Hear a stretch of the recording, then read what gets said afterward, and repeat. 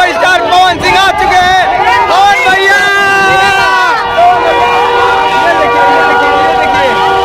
पवन सिंह का यात्रा, ये देखिए कितने गाड़ियों के साथ आ चुके हैं पवन सिंह, ये देखिए।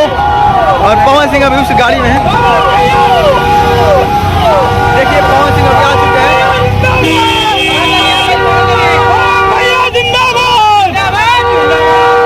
और देखिए पवन सिंह अभी आ चुके हैं दोस्तों, लाइव आप लोग देख पा रहे होंगे।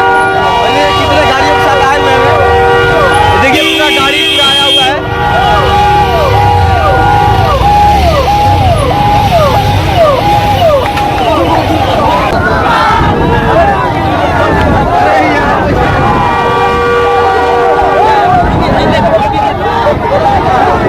ये देखिए पवन सिंह के चाहने वाले कितने लोग हैं यहाँ पर।